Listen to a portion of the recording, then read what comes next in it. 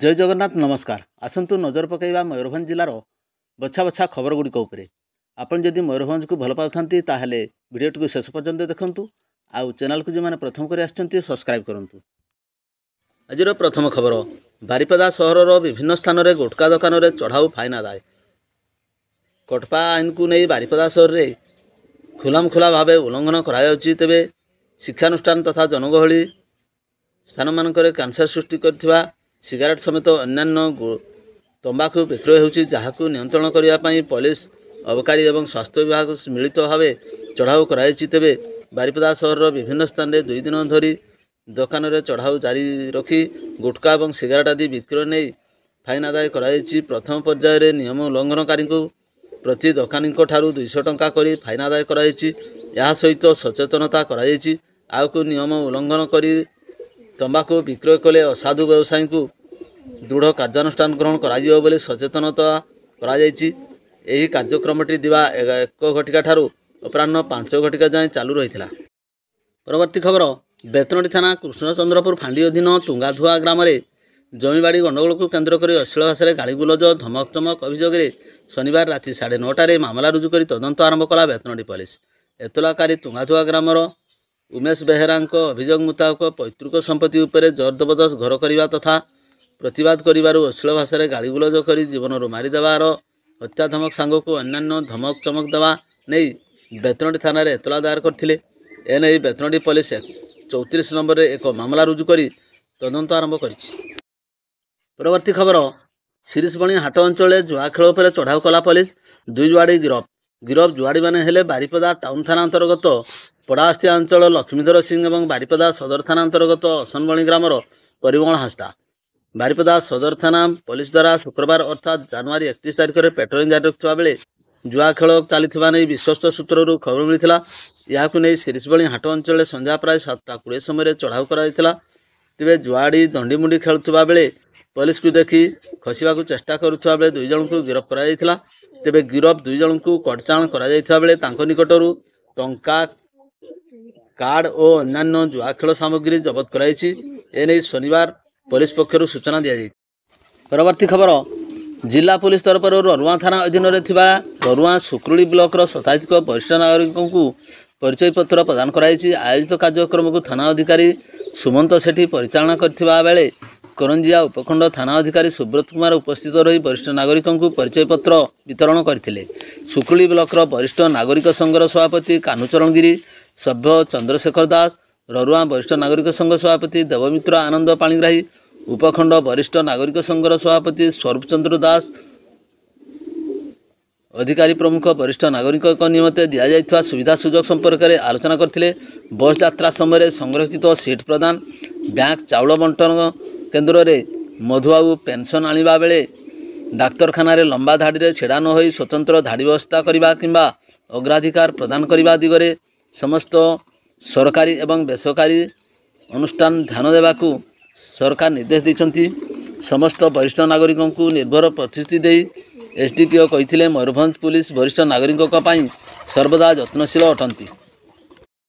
परवर्ती खबर, बड़साई थाना अंतर्गत हरिपुर ग्रामर प्रत्नतत्व विभाग अधीन में राजागढ़ चोर पाचेरी भांगी लुहा ग्रिल सबू नहीं जाइछन्ति। चोरी घटना नहीं एठारे थिबा कर्मचारी जनक थाना एतला देइछन्ति।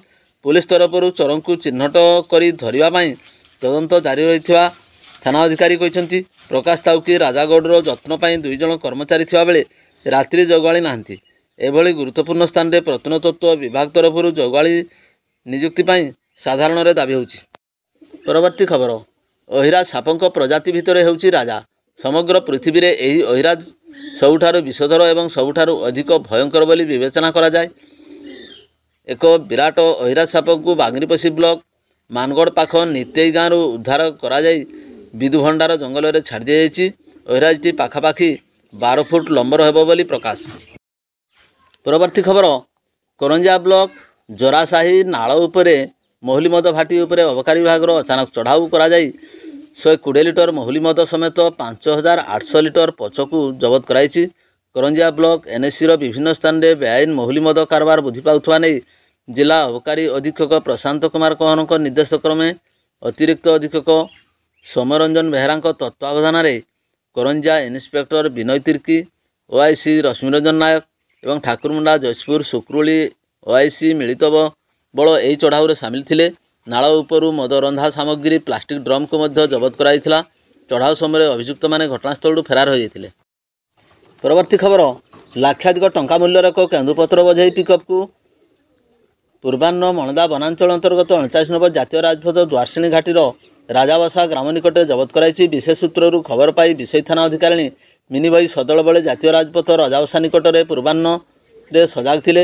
ଜୟପୁର ଦିଗରୁ ଆସି କୋଲକାତା ଅଭିମୁଖେ ଯାଉଥିବା ପିକଅପ୍ ଭ୍ୟାନ୍ WB 975483ଟିକୁ ରାଜାବସା ନିକଟରେ ଅଟକାଇ ଦେବା ପରେ ବାଇକ୍ ଚାଳକ ଘଟଣାସ୍ଥଳରୁ ଫେରାର ହୋଇଯାଇଥିଲେ। ଯାଞ୍ଚ ପରେ ପିକଅପ୍ର ଉପରି ଭାଗରେ ବାଇଗଣ ଏବଂ ତଳେ କେନ୍ଦୁପତ୍ର ଥିବା ଜଣାପଡ଼ିଥିଲା। ଯାଞ୍ଚ ପରେ ଥାନା ଅଧିକାରିଣୀ ପିକଅପ୍ଟିକୁ ମଣଦା ବନାଞ୍ଚଳ ରାଜାବସା ସେକ୍ସନ ବନପାଳକୁ ହସ୍ତାନ୍ତରିତ କରିଥିଲେ। ପରେ ବନ ବିଭାଗ ଜବତ ଗାଡ଼ିଟିକୁ କାର୍ଯ୍ୟାଳୟକୁ ଆଣିଥିଲେ। 130 ବାଣ୍ଡଲ କେନ୍ଦୁପତ୍ର ପିକଅପ୍ରେ ଥିଲା, ଯାହାର ମୂଲ୍ୟ ଲକ୍ଷାଧିକ ଟଙ୍କା ହେବ ବୋଲି ବନ ବିଭାଗ ପକ୍ଷରୁ ସୂଚନା ଦିଆଯାଇଛି। ମଣଦା ବନାଞ୍ଚଳ ପକ୍ଷରୁ ଏକ ମାମଲା ରୁଜୁ କରି ବନ ବିଭାଗ ଘଟଣାର ଅଧିକ ତଦନ୍ତ ଜାରି ରଖିଛି। ପରବର୍ତ୍ତୀ ଖବର, ଖଣି ଖାଦାନ ସୈରାତ ସବୁ ବନ୍ଦ ହୋଇଥିବା ବେଳେ ଦିବାଲୋକରେ ବାଲି ଚୋରାଚାଲାଣ ହେଉଥିବା ଏକ ଡମ୍ପର ଖୁଣ୍ଟା ରାଜସ୍ୱ ବିଭାଗ ହାତରେ ଧରାପଡ଼ିଛି। ଡମ୍ପରରେ ଦେବକୁଣ୍ଡ ଦିଗରେ ବାଲି ଚୋରାଚାଲାଣ ହେଉଥିବା ବେଳେ ଖୁଣ୍ଟା ବ୍ଲକ ତଥା ଉଦଳା ଥାନା ଅଧୀନ ବୃନ୍ଦାଗଡ଼ି ନିକଟରେ ଖୁଣ୍ଟା ତହସିଲଦାର ସଦଳ ବଳେ ଡମ୍ପରଟିକୁ ଅଟକାଇ ଯାଞ୍ଚ କରିଥିଲେ। ଯାଞ୍ଚ ସମୟରେ ଉକ୍ତ ଡମ୍ପରର ବାଲି ଚୋରାଚାଲାଣ ହେଉଥିବା ଜଣାପଡ଼ିବାରୁ ଡମ୍ପରକୁ ଉଦଳା ପୋଲିସକୁ ହସ୍ତାନ୍ତରିତ କରାଯାଇଛି। ଲଘୁ ଖଣିଜ ଏବଂ ସୈରାତ ସବୁ ଖଣି ବିଭାଗ ଅଧୀନକୁ ଯିବା ପରଠାରୁ କପ୍ତିପଦା ଉପଖଣ୍ଡ ବାଲି ମାଫିଆମାନେ ପୋଲିସକୁ ଆକ୍ରମଣ କରିବାକୁ ପଛାଉନାହାନ୍ତି। କିଛି ଦୁର୍ନୀତିଗ୍ରସ୍ତ ଅଧିକାରୀ ଏବଂ କର୍ମଚାରୀଙ୍କ ବିନା ସମ୍ପୃକ୍ତିରେ ଦିନବେଳେ ବାଲି ଚୋରାଚାଲାଣ ହେବା ଅସମ୍ଭବ ହେଉଥିବା ବେଳେ ସଂଯୋଗ ନଇଲେ ବାଲି ଚାଲାଣ ପାଇଁ ବାହାରି ପଡ଼ୁଛନ୍ତି। ରାତି ସାରା ଡମ୍ପରଗୁଡ଼ିକୁ ପୁରା ଦମରେ ବାଲି ଚୋରାଚାଲାଣ ହେଉଥିବା ବେଳେ ରାସ୍ତାଗୁଡ଼ିକ ମାଫିଆଙ୍କ ଲୋକ ସରକାରୀ ଲୋକଙ୍କୁ ଦେଉଛନ୍ତି। ଖୁଣ୍ଟା ଥାନା ଉଦଳା ଥାନା ଦ୍ୱାରା କେତେକ କାର୍ଯ୍ୟାନୁଷ୍ଠାନ ହେଉଥିବା ବେଳେ ଏଥିରେ ଖଣି ବିଭାଗର କର୍ମଚାରୀମାନଙ୍କ ଭୂମିକା କେତେ ତାହା ଖଣି ବିଭାଗ ନିଜେ ସ୍ପଷ୍ଟ କଲେ। କପ୍ତିପଦା ଉପଖଣ୍ଡ ବାଲି ଏବଂ ଶିମିଳିପାଳରୁ ପଥର ଚାଲାଣ ରୋକିବାରେ ଖଣି ବିଭାଗ ଏଯାଏଁ କେତେ ସଫଳତା ପାଇଛି ତାହା ଲୋକେ ବେଶ ଜାଣିପାରନ୍ତେ। ଶନିବାର ଜବତ କରାଯାଇଥିବା ଡମ୍ପରଟି ଉଦଳା ଥାନାରେ ରଖାଯାଇଥିବା ବେଳେ ଖଣି ବିଭାଗର ଜରିମାନା ଆଦାୟ ପରେ ଡମ୍ପରଟିକୁ ଛାଡ଼ି ଦିଆଯିବ ନା ସମାନ ପରିସ୍ଥିତିରେ ଜବତ କରିଥିବା ଅନ୍ୟ ଗାଡ଼ି ଭଳି ଡମ୍ପର ଓ ମାଲିକ ନାମରେ ମାମଲା ରୁଜୁ ହେବ ତାହା ପରବର୍ତ୍ତୀ କାର୍ଯ୍ୟାନୁଷ୍ଠାନରୁ ଜଣାପଡ଼ିବ। ପରବର୍ତ୍ତୀ ଖବର, ଲୋକସଭାରେ ମହାମହିମ ରାଷ୍ଟ୍ରପତି ଦ୍ରୌପଦୀ ମୁର୍ମୁଙ୍କ ଅଭିଭାଷଣ ପରେ କଂଗ୍ରେସ ନେତ୍ରୀ ସୋନିଆ ଗାନ୍ଧୀ ଓ ରାହୁଲ ଗାନ୍ଧୀଙ୍କ ରାଷ୍ଟ୍ରପତିଙ୍କୁ ପର ଲେଡି ଓ ବୋରିଂ ବୋଲି ଅଭିହିତ କରିବାରେ ଦେଶବ୍ୟାପୀ ତୀବ୍ର ପ୍ରତିକ୍ରିୟା ପ୍ରକାଶ ପାଇଛି। ରାଷ୍ଟ୍ରପତି ଭବନ ତରଫରୁ ଏହାକୁ ନିନ୍ଦା କରାଯାଇ ବିଜ୍ଞପ୍ତି ପ୍ରକାଶ ପାଇଥିବା ବେଳେ ପ୍ରଧାନମନ୍ତ୍ରୀ ମୋଦିଙ୍କ ସମେତ ବିଜେପିର ବହୁ ତୁଙ୍ଗ ନେତା ମନ୍ତ୍ରୀ କଂଗ୍ରେସ ଦଳର ସୋନିଆ ରାହୁଲ ଗାନ୍ଧୀଙ୍କ ବିରୋଧରେ ମନ୍ତବ୍ୟ ଏବଂ ନିନ୍ଦା ଭର୍ତ୍ସନା କରିଛନ୍ତି। ଏହି କ୍ରମରେ ରାଷ୍ଟ୍ରପତିଙ୍କ ସହର ରାଇରଙ୍ଗପୁର ଭାରତୀୟ ଜନତା ପାର୍ଟି ତରଫରୁ ରାଜ୍ୟ ସମ୍ପାଦକ ନବୀନ ରାମଙ୍କ ନେତୃତ୍ୱରେ ଏକ ବିକ୍ଷୋଭ କାର୍ଯ୍ୟକ୍ରମ ସହ ସୋନିଆ ଗାନ୍ଧୀ ଏବଂ ରାହୁଲ ଗାନ୍ଧୀଙ୍କ କୁଶପୁତ୍ତଳିକା ଦାହ କରାଯାଇଥିଲା। ରାଇରଙ୍ଗପୁର ସହର ସମେତ ବାମନଘାଟି ଉପଖଣ୍ଡର ବିଭିନ୍ନ ବ୍ଲକର ବହୁ ସଂଖ୍ୟାରେ ବିଜେପି ନେତା କର୍ମୀମାନେ ଯୋଗ ଦେଇ ହାତରେ ବ୍ୟାନର ଏବଂ ପ୍ଲାକାର୍ଡ ଧରି କଂଗ୍ରେସ ଦଳର ସୋନିଆ ଓ ରାହୁଲ ଗାନ୍ଧୀଙ୍କ ବିରୁଦ୍ଧରେ ସ୍ଲୋଗାନ ଦେଇଥିଲେ। ରାଇରଙ୍ଗପୁର ଉପଜିଲ୍ଲାପାଳଙ୍କ କାର୍ଯ୍ୟାଳୟ ସମ୍ମୁଖରେ ଅନୁଷ୍ଠିତ ଏହି ବିକ୍ଷୋଭ ପ୍ରଦର୍ଶନ କାର୍ଯ୍ୟକ୍ରମରେ ବହୁ ସଂଖ୍ୟକ ବିଜେପି ନେତା ଯୋଗଦାନ କରିଥିଲେ। ପରବର୍ତ୍ତୀ ଖବର, ମୋରଡ଼ା ଥାନା ଅଧୀନ ହଳଦୀପାଳ ପଞ୍ଚାୟତ ଦିଘିସାହିରେ ସ୍ୱର୍ଗତ ସୋନା ଚେପରାଙ୍କ ପୁଅ ପିଥ ଚେପରାୟ ବୟସ 29 ବର୍ଷ ଶୁକ୍ରବାର ସନ୍ଧ୍ୟାରେ ନିଜ ଘର ଭିତରେ ଆତ୍ମହତ୍ୟା କରିଥିବା ପରିବାର ଲୋକଙ୍କୁ ଚକିତ କରିଛି। ସେ ନିଜ ବେକରେ ଘର ଭିତରେ ବାଉଁଶରେ ଗାମୁଛା ବାନ୍ଧି ଆତ୍ମହତ୍ୟା କରିଥିଲେ। ପରେ ପରିବାର ଲୋକମାନେ ଏହା ଦେଖି ପୋଲିସକୁ ଖବର ଦେଇଥିଲେ। ଥାନା ଅଧିକାରୀ ସତ୍ୟନାରାୟଣ ବଳଙ୍କ ନିର୍ଦ୍ଦେଶକ୍ରମେ ଚିତ୍ରଡ଼ା ଫାଣ୍ଡି ପୋଲିସ ଘଟଣାସ୍ଥଳରେ ମରଶରୀରକୁ ରାତିସାରା ଜଗି ରହିଥିଲେ।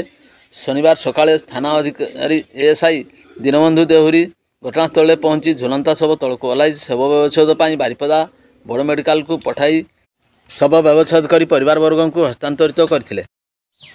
ପରବର୍ତ୍ତୀ ଖବର, ବଡ଼ସାହି ମାଣତିରି ମୁଖ୍ୟ ରାସ୍ତାର ଜଙ୍ଗଲ ନିକଟରେ ଥିବା ଏକ ଢାବା ପାଖରେ ବ୍ୟାପକ ପରିମାଣରେ କାଠ ଗଣ୍ଡି ଏବଂ ପଟା ଜବତ କରିଛନ୍ତି ବନ ବିଭାଗର ଭିଜିଲାନ୍ସ ଦଳ ବାରିପଦା ରେଞ୍ଜର କର୍ମଚାରୀ। ବିଶ୍ୱସ୍ତ ସୂତ୍ରରୁ ଖବର ପାଇ ବନ ବିଭାଗର ଭିଜିଲାନ୍ସ ଦଳ ବାରିପଦା ରେଞ୍ଜ କର୍ମଚାରୀଙ୍କ ସହାୟତାରେ ଚଢ଼ଉ କରିଥିଲେ।